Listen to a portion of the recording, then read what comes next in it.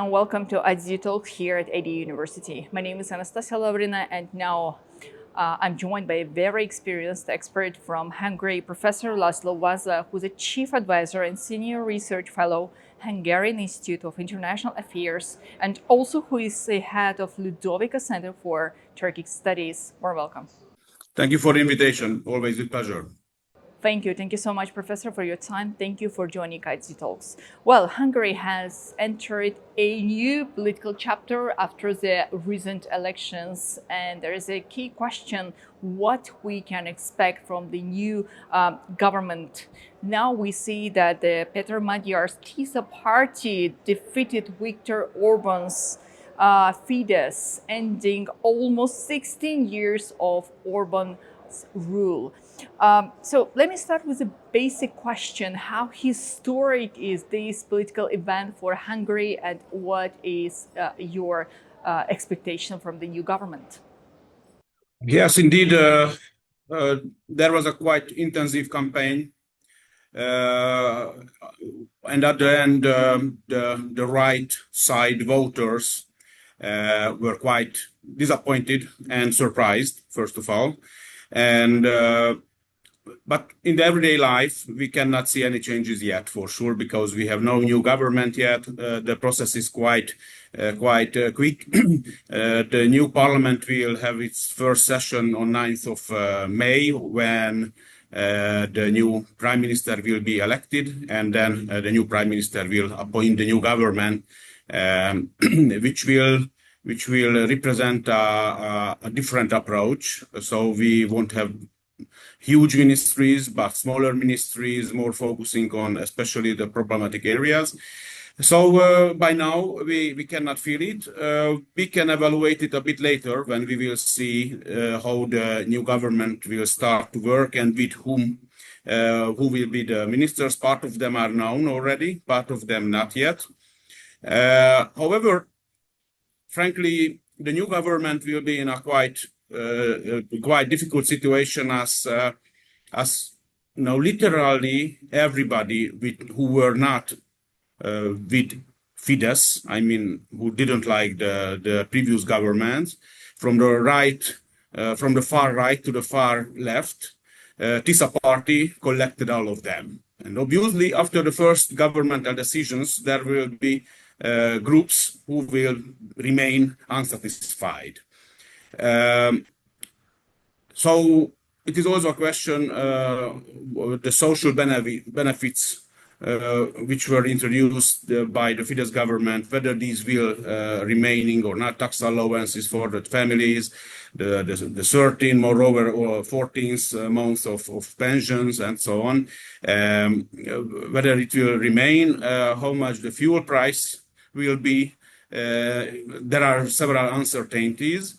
By now, what we can experience is that, but probably this would be your next question, that, for example, in connection with Russia and China, the approach is more peaceful.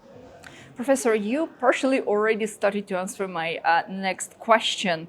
I completely agree with what you have just said, that we still have to wait some time before all the appointments within the Hungarian political system. But when it comes to the foreign policy, I guess you already have some ideas in your mind how it can affect the foreign policy in relations with Brussels, with NATO, with Russia and Ukraine, China. So what is your expectation, what we should expect from the new government when it comes to the foreign policy of Hungary? So they would be, let's say, reintegrated to the European Union politics and decision-making mechanisms. So most likely they gave up the vetoing habits. But it depends for sure. There are some basic principles where we do not know yet how the new government will fulfill the European Union's request, especially the migration issue and LGBTQ issues. But in other parts, like the anti-corruption issues, I am sure that they will fulfill all the requests set by the European Union. As for the So it is called the reorientation to our Western partners. So instead of this connectivity-based, connectivity was the buzzword of the Fidesz government, but in fact it was a kind of multipolar approach, a balancing foreign policy, not just being in Western alliances, but having good friends in the East, especially with the great powers and the middle powers, including Russia, China, Turkey. This approach, in my opinion, it will be continued, but in a more moderated way. So I would say it won't be so loud, but indeed, as Peter Magyar in his first international press conference emphasized and underlined, we are interested in fair and pragmatic relations and friendly relations both with Russia and China. So I think in behind and in fact, most of the ongoing foreign policy issues will remain the same, but the new government will avoid the symbolic decisions and the symbolics overall, especially in connection with the Eastern partners. So we will have a fair connection with China, but we won't make any big statements and events and appreciations about that. The big question is the Turkic world, where I am sure the same approach will be. However, it is not mentioned yet. But compared to Russia and China, probably it is not so important at this level of the new government under establishment. But our expectation is that the Turkey will remain the same importance, but again without symbolics. And here is the big question mark: whether Hungary will keep its status as observer within the OTS, or they will announce to cancel this relationship with the OTS. Indeed, Professor. Hungary is being considered as a very important partner for Organization of Turkic States, and even some experts are calling it as a gate to Europe. So, do you believe that this cooperation can survive the political transition? I just hope that after we normalize our relations with the European Union and especially the European Union administration, Hungary would really be an excellent bridgehead for the European Union to deal and to negotiate and to reach out in Central Asia and the Turkic world. What we know by now about or at least the TISA Central Asia, that they mentioned few times in their campaign that they don't want the friendship of the Eastern dictators, and instead of OTS we need more EU. But I am sure this was just the campaign, and the real steps will look like different. Professor, previously you said that we shouldn't expect the loud statements from the new government in Hungary when it comes to the policy and cooperation with the countries like Russia and China. But apart from the loud statements, there were some action from the previous government. We could see that they were indeed very tough talk with Brussels, and Hungary used its veto power in the questions related to the financial support to Ukraine, military support to Ukraine, or even when there were some talks on the possible accession of Ukraine to the European Union. Should we expect the same from the new government?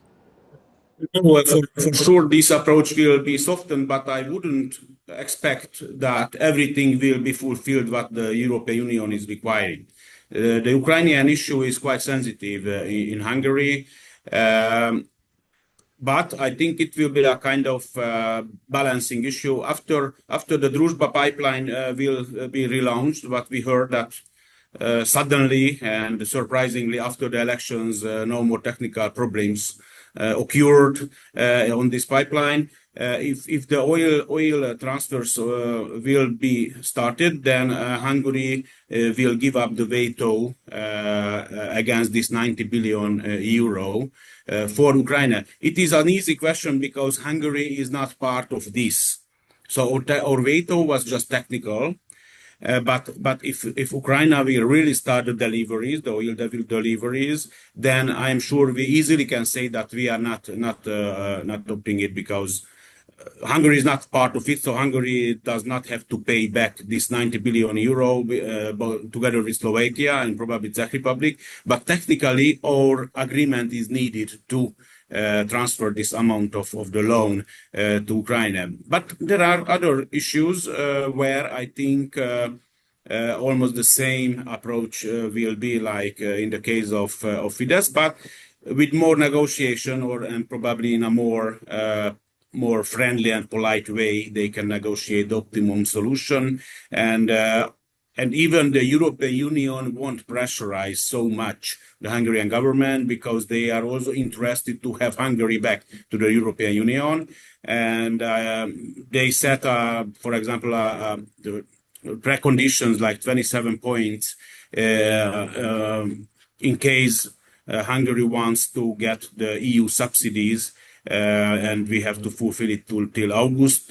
It is more technical, but I am not sure that all these requests are will be subject of competition, because there are really, once again, very serious and very sensitive issues in that.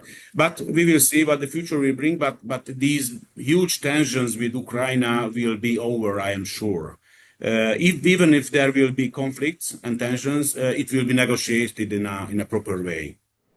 Indeed, Professor, I cannot avoid the question about Azerbaijan. In energy and transport spheres, two countries are indeed very close partners. So what are your expectations from a new government when it comes to cooperation with Azerbaijan? Yes, President Aliyev congratulated to Peter Magyar, as far as I know. And indeed, as Hungary has significant investments in Azerbaijan, and Azerbaijan is one of our key partners for the energy diversification and energy security.